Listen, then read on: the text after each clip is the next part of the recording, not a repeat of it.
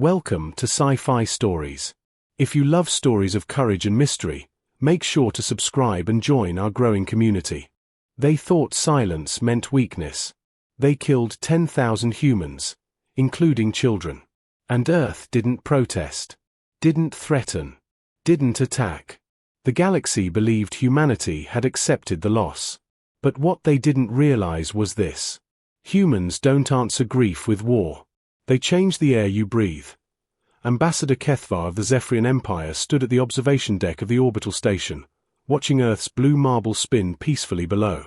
The planet looked serene, unthreatening, exactly as his analysts had predicted. 3 weeks had passed since the Corvani hegemony had accidentally destroyed humanity's first colony ship, killing 10,000 civilians, including the children's educational corps that had been Earth's pride and joy. No response whatsoever, reported his intelligence officer, a thin Alarian whose crystalline form flickered with satisfaction. The humans haven't even filed a formal protest with the Galactic Council. Their ambassador simply stated that Earth would process the tragedy internally. Kethvar nodded approvingly. The test had worked perfectly. By allowing the Corvani to destroy the colony ship and observing humanity's lack of reaction, the Council now understood that humans were exactly what they appeared to be.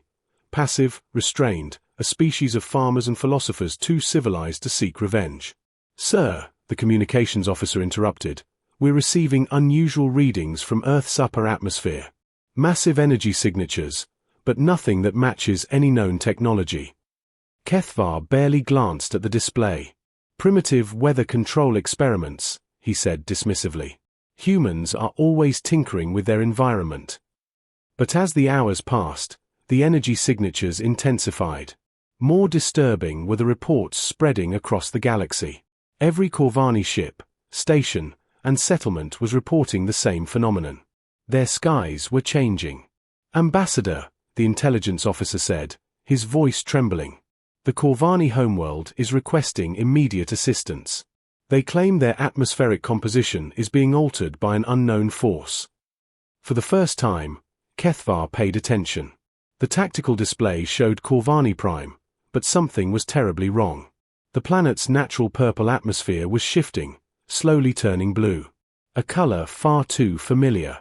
Sir, the communications officer whispered, panic barely contained. Reports from 17 Corvani colonies. Same phenomenon. Their atmospheres are becoming identical to Earth's. The realization hit Kethvar like ice. He turned to stare at Earth. Its blue sky no longer looked peaceful, it looked predatory. Get me a direct line to Earth's Defense Ministry. Now. The response did not come from a general or politician, but from Dr. Sarah Chen, director of Earth's Atmospheric Research Division. A middle-aged woman in a simple lab coat, standing inside an unremarkable facility. Ambassador Kethvar, she said pleasantly. I was wondering when you'd call. What are you doing to the Corvani worlds? He demanded. Dr. Chen's smile remained, but something cold flickered behind her eyes. We're helping them understand human grief, she said calmly. When humans lose children, we don't mourn quietly. We make sure the loss is shared. The tactical display updated.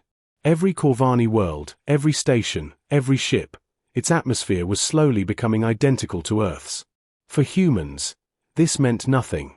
For the Corvani, who evolved in a completely different atmospheric mix, it meant slow, inevitable suffocation.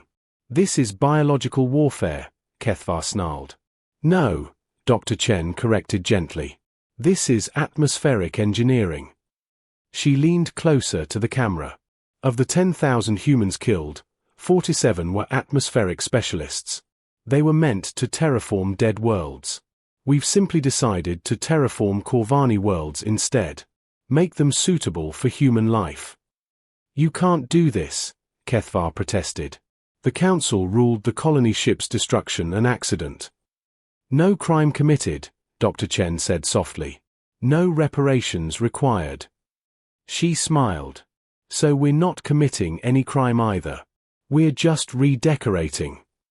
Kethvar watched in horror as the conversion accelerated and spread. Every species that had voted to ignore the massacre was now reporting the same atmospheric shift. How? He whispered.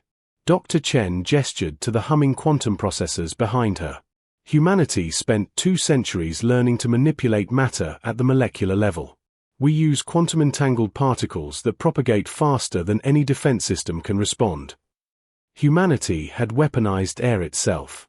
The conversion will be complete in 6 months, Dr. Chen continued conversationally.